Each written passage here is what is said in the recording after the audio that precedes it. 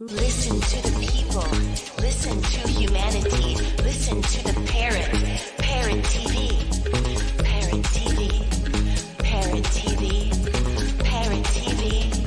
Parrot TV. Parrot. Listen to the people. Listen to humanity. Listen to the parrot. Parrot TV. Parrot TV. Parrot TV. Parrot TV. Parrot TV. Listen to the people. Listen to humanity. Listen to the parrot. Parrot TV. Parrot TV. Parrot TV. Parrot TV. Parrot TV. America Open Market. AO Market. The best digital market for humanity is a free multilingual borderless market open to international sellers with various languages included. With America Open Market, you may start selling in minutes after filling out the form. Comprehensive dashboard where you understand your sales, orders, and customers is available. You get paid directly, securely, and instantly on the America Open Market. You can sell your house, car, electronic laptop, CD player, boombox, phone, headphones, furniture, and clothing, and anything on AmericaOpenMarket.com where all your sales and customer needs are met. Register as a merchant today. You will not regret becoming a vendor at America Open Market. For further inquiries, contact us at aomarket@gmail.com. AO Market, best digital marketplace for humanity. Hello, welcome to World Inkers Network. I'm Dustin Pickering, your noble and honest host. Today we have Abigail Wild. She's been teaching English and creative writing for 13 years. She holds a Master of Fine Arts in Creative Writing, Fiction, with a graduate certificate in online writing instruction. As a young adult novelist, Abigail has a 3-book contract through Cable Creek Publishing. Her first book, The Art of Drowning, was a bestseller in its category. Her second novel, More Than One Way to Breathe, was recently published and debuted at #1 in new releases for young adult books, Magical Realism. She is currently plotting her third novel, This Is Meant for You.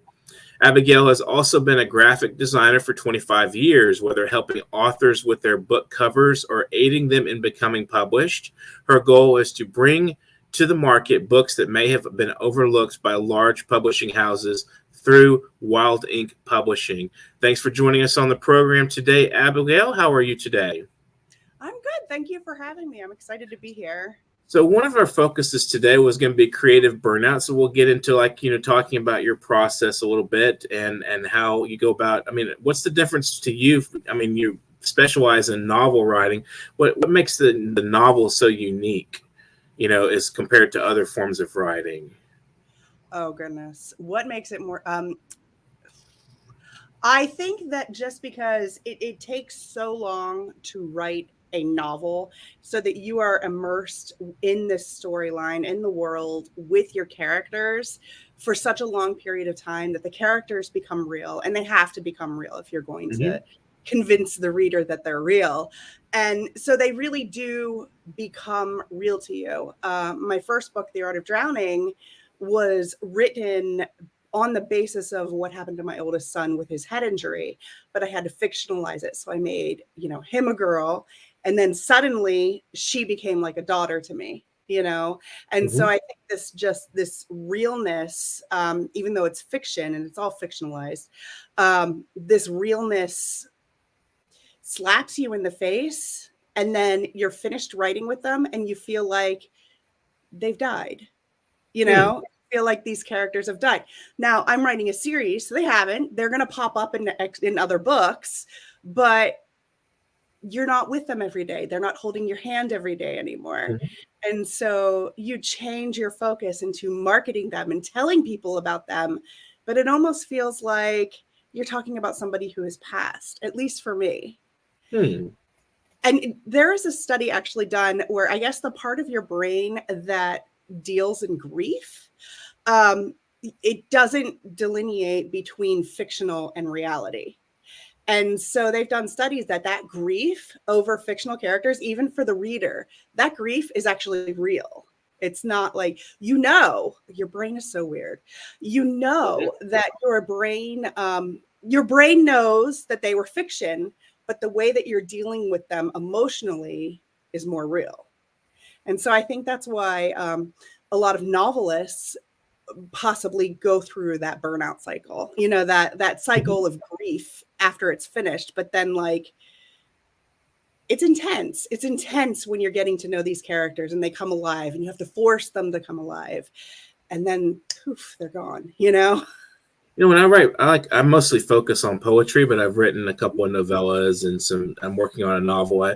I feel like, like when I do my poetry, what happens is I expend a lot of my mental energy into it. And then I experience a kind of grief and creative burnout at the end of writing a long time for, poetry. Like, I just feel like, at the end of a long, maybe a few hours or something, my mind just kind of wants to say, okay, time to relax. And it's like, I feel like, it's sort of the similar process of feeling grief as you describe, only it's not for a person or anything. Sometimes it's like reflecting on my own life, like, some of my devastations and things, because poetry can be very personal as opposed to creating characters. You're using your emotions to create a kind of lyricism or something, or a language of your own. And I think that happens to me, as well as as a poet, as well as to novelists and to other kinds of writing and creative endeavors. It's like your mind just, like, once you're through with the project, you're like, man, that was joyous enterprise.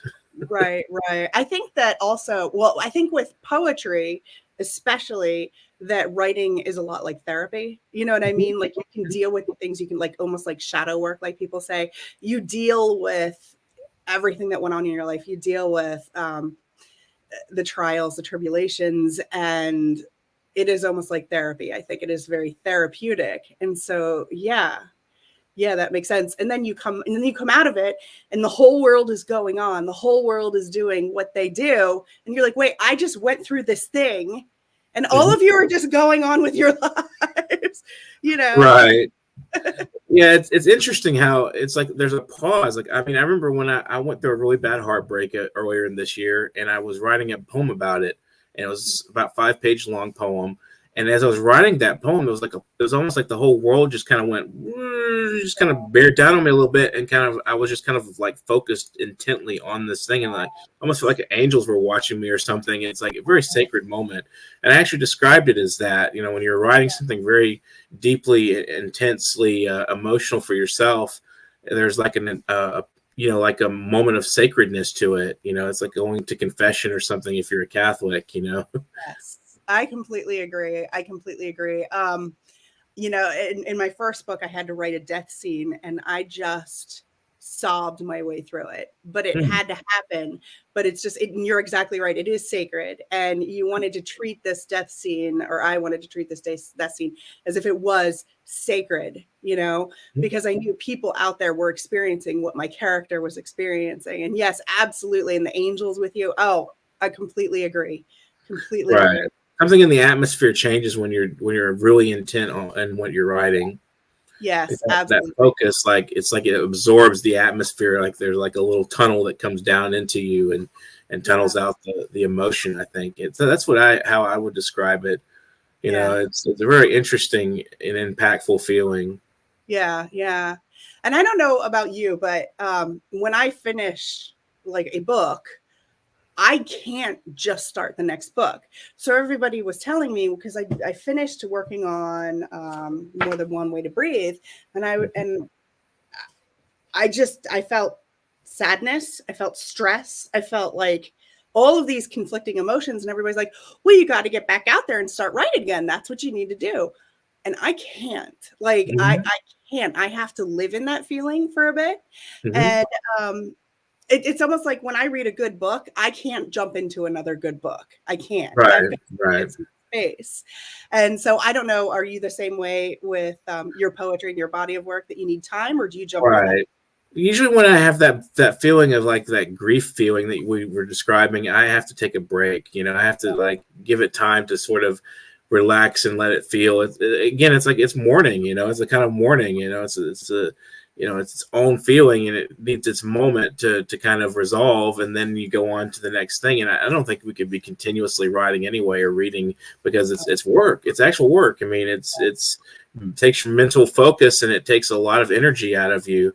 And I think that's part of why that mourning kind of feeling happens. Like you kind of get this little bit of a sensation of exhaustion, really. Yes. Oh my gosh. Yes. Exhaustion. That's exactly it. I don't think a lot of readers really understand how much goes into that, how much of yourself they're reading, even if it is fiction, even if it isn't, say, based on something in your life that you're writing through, you are putting yourself into the writing. And so they are getting a piece of your soul, a piece of your mind, a piece of your heart. And I think that if readers knew that, I think maybe sometimes the reading experience would be heightened if when they read that, they realized they're peeking into the soul of the author or the poet, Right. Yeah. And it could be like a sort of magic too, because then like you could say that if you show your cards, then you ruin the illusion. Maybe for the reader, they want to kind of hide behind the scenes. They don't really want to know what the author's doing, or maybe if they did know, it would heighten the experience. I mean, how could a reader's experience be heightened by knowing that the author had experienced themselves, that they're maybe in a way relating to the author, and what the author is actually creating is not just something completely imaginary, that they actually went into that world. That's something I think a lot of people don't see in a novel. If they're just readers, if they're not writers, they don't know that world was actually like you inhabit that world. Oh yeah, absolutely. I think I write contemporary with like a touch of magical realism for this last one. And so I make no bones about the fact that I take things that happened in my life and blow them up and fictionalize. So it's not like George R.R. Martin. And I think of when I sit here and hear everybody saying George R.R. Martin needs to write his next book. Why isn't he finishing his next book? I'm like, I realize why he's not finishing his next book. It became too big. It became like how do you how do you do it? So I completely understand that. And so it's not, but like my book definitely is, I tell people, yes, this is rooted in reality. And what happens is, since I write for teens, teens will come up to me and say, I feel heard. I feel like you saw me. I feel like, I'm not alone. I'm not alone when I read this book. And I think that's really kind of the most important part for me. Like if I can get just one teenager to say that or to feel that, I feel like it's a success. Even if it only sells to that one person, it's a success. I can't speak. It's a success to me. So yeah. And I guess it would be different if I was writing like high fantasy. I would want to not necessarily put myself as much into it. I would want to pull back, So yeah. What made you choose magical realism as a kind of as your genre or your approach? It's mostly the last book is mostly contemporary, but magical realism touches. The reason is because, and this is the reality of the story, is that one of my very, very close friends passed away from cystic fibrosis, and we were in high school together. And her best friend, Michela, just spent so much time with her and watched Tracy go through all of this. And it was a lot for her, while at the same time, Michela was going through her own issues. And so I wanted to capture that moment. Now, Tracy, the person who passed away from cystic fibrosis, she was a magical person. Like she just, in life, she embodied like what you would imagine someone who had a choir of angels around her. Okay. That's who she was. I mean, her smile could light up a room. And so I wanted to capture that in kind of the same sort of magical way. So, she has rocks that she gives people, and as soon as they hold the rocks, they calm down. Cardinals come and check on her when she's having breathing problems, things like that. And so I had to put a touch of magical realism in it because that's who she was. So Tracy became Sophie and Michela became Mia. And Michela, everything is through Mia's eyes, how kind of Sophie's health declines. As her health declines, she becomes more and more magical because she's becoming closer and closer to heaven. And so Mia is watching this and also taking kind of refuge in their family because she was abused at home. And so she's feeling like unbelievable love from Sophie's family. And so that kind of love is otherworldly. And that is why I felt like I had to put in, there's no way I couldn't put magical realism touches. So do you think that in a way you're, through your story, you're relating this, this experience of passing, and so forth. So you're bringing the reader into that world of magical realism as it's taking place. You're sort of like escorting them into that mourning process in a way. Yeah. Through the character. That's interesting. That's an interesting approach. Yeah. And the fact of the matter is that at the end, Sophie is never completely, like, from the beginning that she's what's happening to her. Okay. But towards the end, it's like you realize she's always here. She's always here anyway. And so I think that's the comfort of it, is that the person doesn't leave you behind, So. Right. Yeah. I think that, do you plan to sort of extend this person, this character into, is the trilogy, is it all like a solid story, or it's so it follows the entire, the entire thing follows the sort of like, storyline of its own? Right. So yeah, each of my books, while they are kind of a series, they're not a numbered series. You don't have to read them in order because each book has a new set of main characters. Now there'll be, these characters will come back into the next books, but the storyline, they really can be read standalone. So I have a character named Lily in More Than One Way to Breathe, who is going to be the topic of the next book. So you will see Sophie and Mia again, and you will experience this again, but from a different perspective, where Lily has her own issues that she's working through. So I try to pick up social issues that people are doing. Oh, interesting. So how long do you think it takes about on average for you to finish a novel? Oh, goodness. Okay. So my first novel, The Art of Drowning, and here it is here. The Art of Drowning was actually my MFA thesis project. And so that took 2.5 years because I was doing it through coursework, right? But then this one, More Than One Way to Breathe, took 3 months. Wow. Which was, because I didn't have to wait for professors or workshops. Right. I just wrote. And so I would imagine that the next one will take less time because each time I write, I figure myself out a little bit better. I become a little bit more like, I'm not an expert. I don't think you can ever call yourself an expert in this. There's always issues, but I become a little bit more of an expert each time, and it just goes faster. So it's interesting that, you talk about there's more to know in terms of like writing fiction. And so what do you think is your strongest lesson in writing the 2 books you've already written that you've learned from writing fiction? Character development. I actually at first was terrified by character development because I knew you had to make these characters come alive. And now I feel like it is my strength because I did focus in on it. It's not like you can just sit down and just boop, a novel. You've got to study how people react to how you write your characters, how their dialogue flows, what they're doing while they're discussing things in your book, how the setting affects the character. I actually consider setting a character in my writing. Okay. Because the setting can affect the storyline, it can affect the characters, and the characters can affect it. So when I do my character development, I include setting in that. Character development, I think, is my strength because I took the time to study. I took the time. I knew that I didn't know anything. And so I needed to learn about it. And that's what I did. And I like character-based novels. So I kind of threw myself right into that.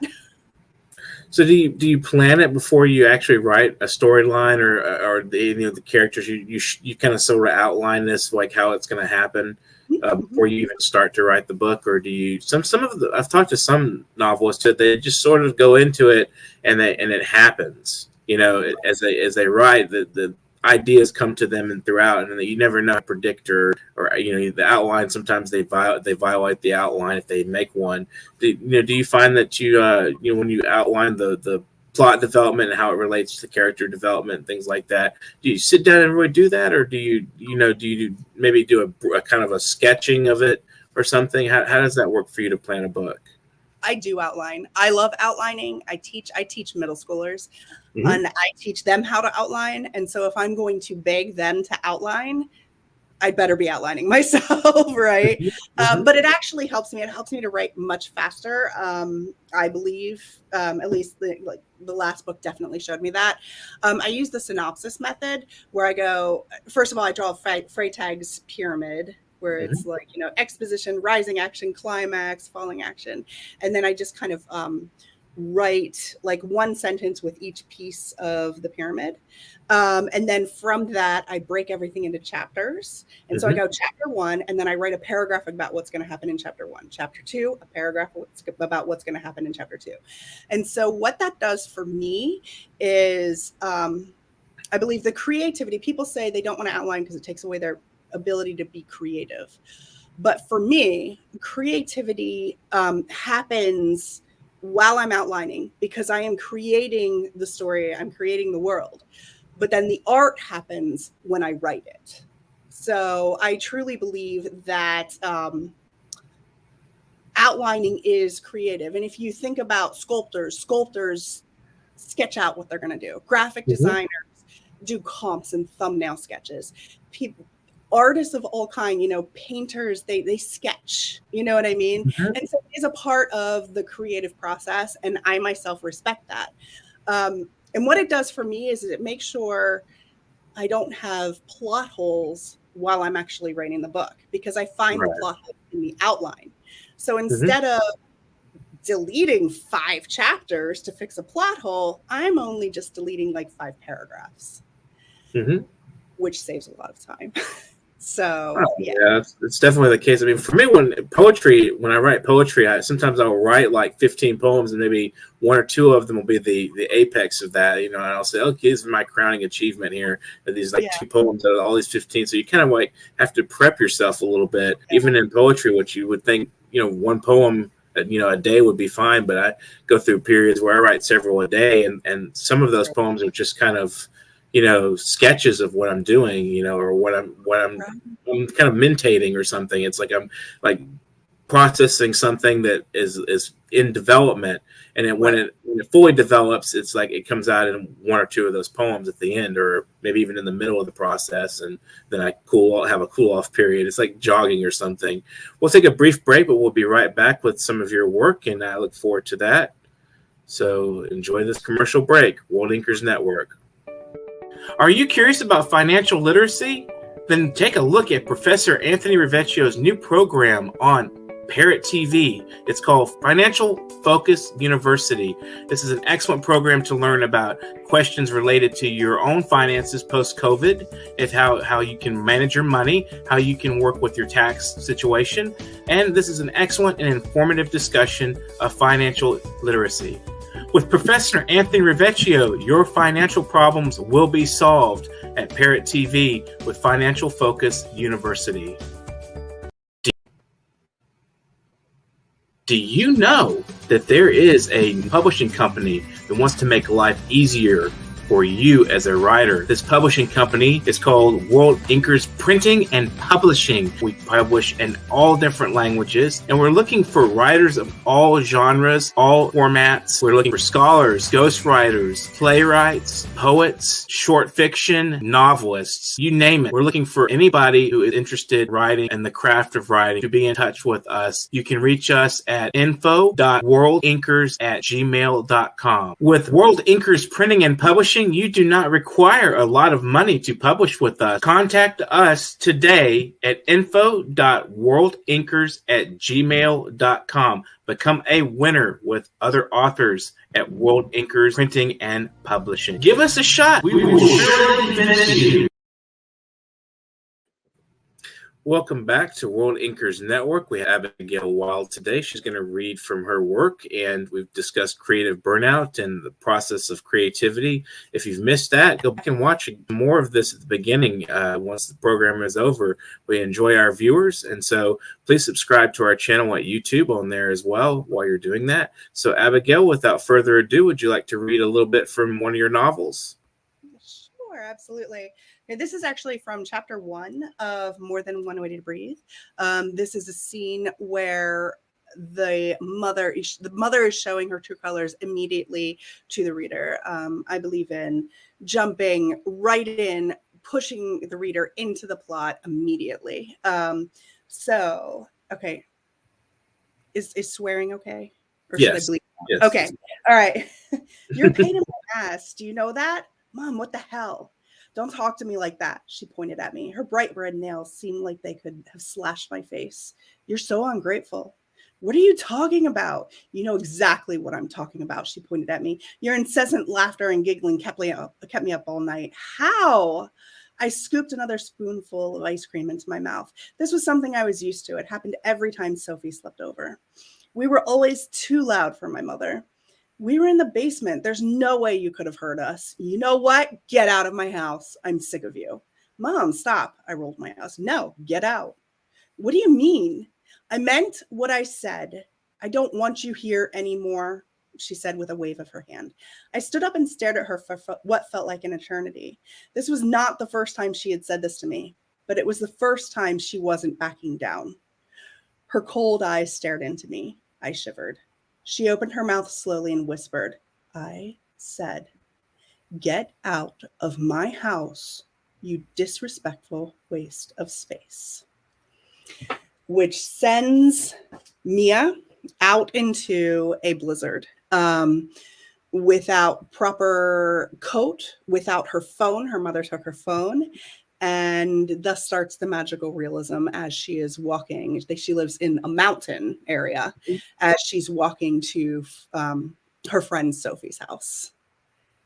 Interesting. I had a similar experience when I was a kid. I left home. I just walked out. I got mad at my parents and walked out and ended up staying with a friend of mine. And his name is Alex. I stayed with him for a while. It's interesting. It's kind of a typical teenage thing sometimes in a lot of households, today. I mean, teenagers are very rebellious. I mean, they want their independence. And so that's actually something relatable to, I'm sure a lot of people can relate to. Yeah. So, and then I think that it's interesting, in relation to reality and fiction, and like we were talking about inhabiting a world when in writing the fiction, but so much of it is real to us as writers. Right. So, how do you deal with creative burnout? How when you get to that point where you've reached that exhaustion point and you're done, do you just it's like processing, just like mourning, like someone passed away, or is it like, do you kind of start thinking about the next steps, or what? How do you go through that? Well, first thing I do is lay down on my living room floor. I do this every single time. I just flung myself down on the floor every single time. My family just steps over me. They know. I go through crying. I cry. I allow myself the emotion. I do. I feel like you have to lean into it before you can get yourself back up. So I lean into the emotion. Absolutely. Yes, much crying. But then I sit down and I start to look through the book, look through the body of work. And I do this generally while my editor's working on it. Look through the body of work and I try to figure out who is the next story, which person in this is the next story. And so that's what I did. That's what I did. Yeah. So there's a kind of, ritual going on, like you go through a habit, there's like a process of after writing, you have the same sort of way of coping with getting to the next step. That's interesting. So there's like a cycle going on, that's fascinating. Yeah, there is a cycle. And I am halfway through plotting the next book, but I'm kind of stuck because I am still feeling this one. And the reason why I'm kind of stuck is actually a good reason. It's not a bad reason. It's that because I took people that I knew from high school, people who I was close to, those people are now reading the book for the first time, and they are sharing with me all of their emotions of everything they went through. And so they're talking about how this springboarded, like it's fictionalized. The things that happened in here are not exactly the way they happen in reality, of course, but there's a basis. And so all those people are like, oh man, when you talk about this reminded me of this. And so I actually cannot move on because they're throwing me back into the story, which is a good thing because they're throwing me back into the reality of this story, which I love. I love that they're reading it and sending me messages, as they read it. It's amazing to me. And they're all crying. They're all crying. So I feel like, I feel awful. I'm making everybody cry. You touch people's lives. I mean, that's good. Remind them of who they were at some point. It's like a refreshing photograph, and it's an emotional photograph because it's fiction. It's not like just a picture of somebody or something like that. It's like an actual, like, you see the process of life happening in a piece of fiction. Exactly. And what I love about it is that, I always try to teach my students that everybody brings their own life experiences to a book, and so themes that are evident to the writer maybe aren't evident to the reader, and the reader sees different themes than what the writer intended. That's the whole purpose, because the reader has to bring their own sense of creativity to the process themselves. Like, I think that reading is a creative process. Right. And so what some of the teenagers who have read my book, they're not having the meltdowns, but they're seeing themselves in the characters. And so to me, that's what it's all about. And so it's kind of interesting because the book hasn't broken out of my friend circle yet. So I'm hoping it will soon. But it's pretty much residing with friend circle at the moment. And so I am getting all these messages, just like talking about the certain sections, which I love. I can't wait to see what happens when it breaks out of my friend circle and moves past that. So we'll see what happens then. But yeah, it's enjoyable hearing people talk to me about, what they remember from Tracy and how they see Tracy and Sophie and all of that. So I think it will translate. I think it will translate outside. So it's not all, yeah. And there's a lot of common experiences people have, even out, maybe not be their direct experience being represented, but I think, people can relate to a lot of things that happen in books and so forth. How did you go about choosing a publisher for the book? Oh, so actually, I started while I was still in my graduate school program. I started querying for The Art of Drowning, and of course, like everybody else, it wasn't getting anywhere. But my friend at the same time, she's a PhD and wants to publish academic books. That's what she wants to do. But she said to me, you know what, stop looking. I want the book. And I'm like, really? But you want to do textbooks. You want to do things like that. And she said, no, I think this book is important. So I want to publish it. I'm like, okay. She's very small, very tiny, and that's fine. And so I went with her, and it was really nice because I have the best of both worlds in traditional publishing and self-publishing. Because she is my friend, I have a large amount of creative say that I think I wouldn't get with other publishers. Like, I was actually, because I've been a graphic designer for 25 years, I was actually able to design my own covers, which I loved, which would not have happened anywhere else. So I'm very pleased with that. And I trust her implicitly with, editing and doing a good job with it. And from this, she's actually starting to publish other people's books. So that's really exciting. And I'm almost finished. I have one more book until I'm finished with that contract. So it's going well. I'm happy with it. At the same time, I started my own publishing company, but I'm not publishing my own books because I don't want to publish my own books because I don't want like my editors to like not want to say something bad about it, because the one thing about my editor, my publisher, is that she is very much direct. You know, she's like, okay, this sucks. You know what I mean? And I feel like the freelancers that I hire to edit for my publishing company would not say to me, okay, this sucks. I want someone to tell me something sucks. And she does. And so she will have all the rest of my books and I'll do other people's books and life is grand. So yeah. That's a good approach. I mean, you don't want to have that personal conflict in the company, you know, and like have them say, okay, well, this just doesn't work. And maybe, you know, they be actually afraid or nervous about speaking up and saying something.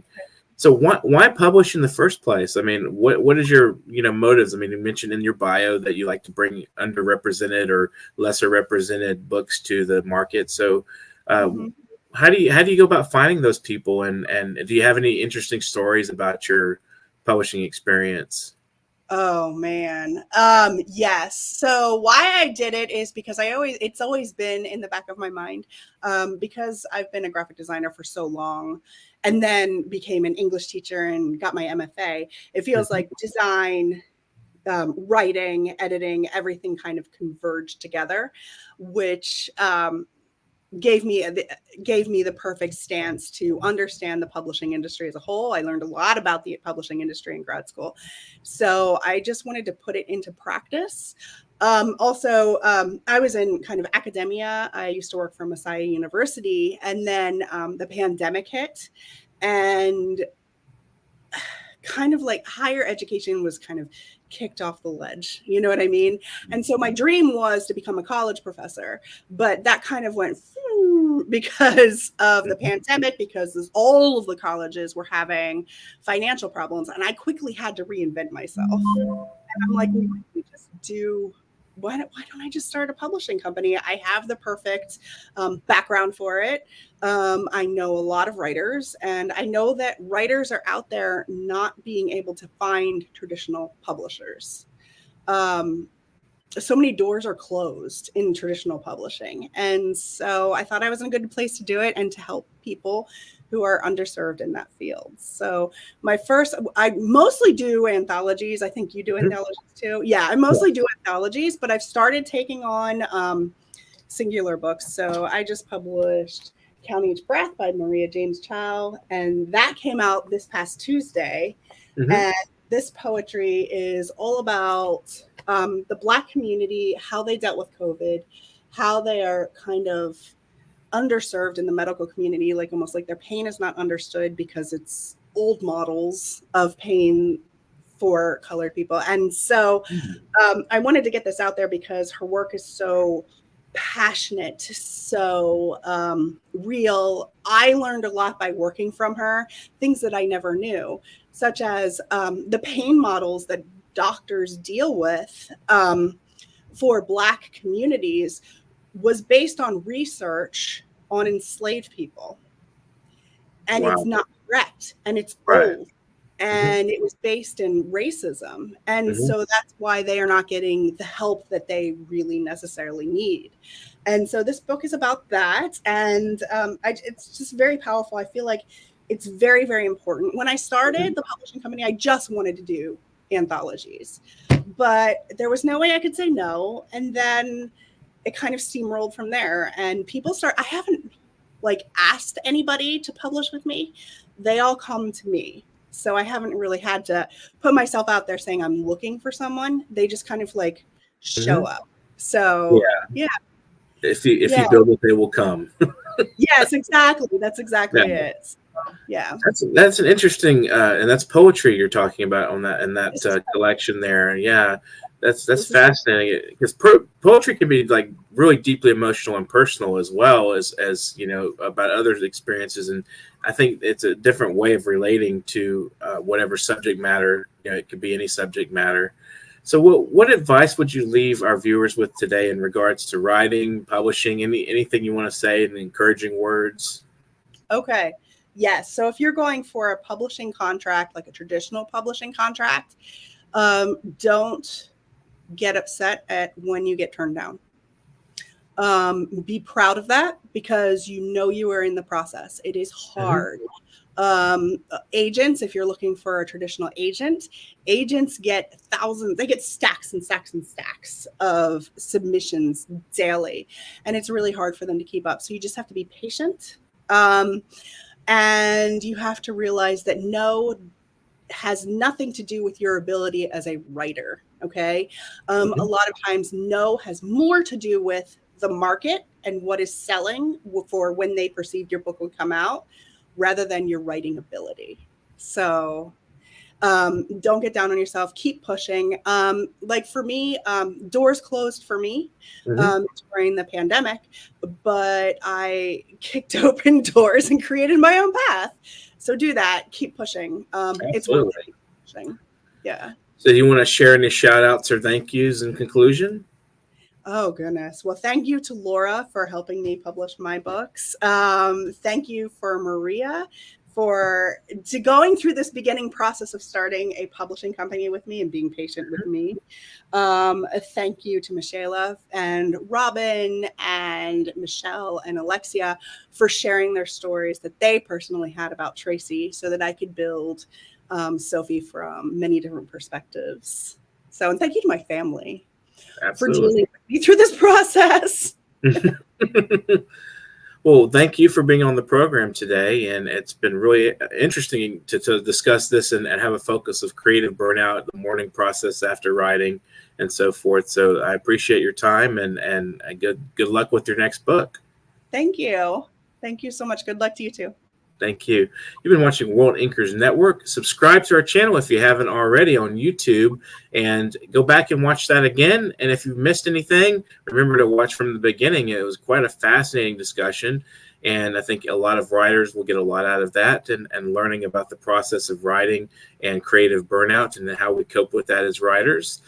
So if you want to be on the program, you can get in touch with me at publication.worldinkers@gmail.com, and you can support us as well through PayPal at paypal.me/nyparrot. I'm gonna put this up on the front here in just a second, where you can see the actual the banner when that comes up.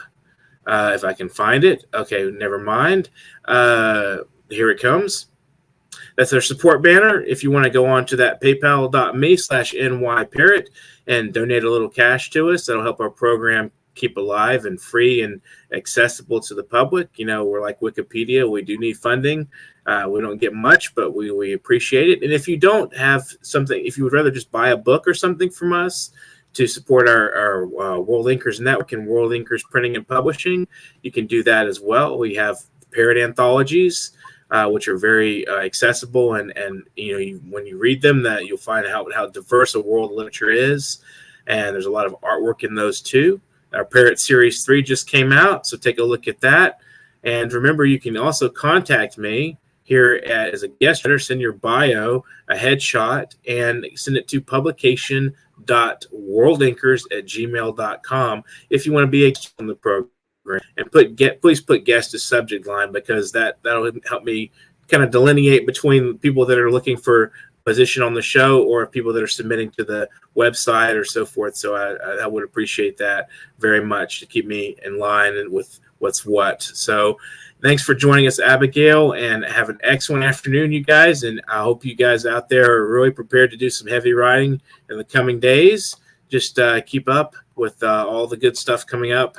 Remember, come back Tuesday. We have another program, and that'll be at 2 p.m. Central Standard Time. Thanks for joining us, and have an excellent afternoon, and get to writing.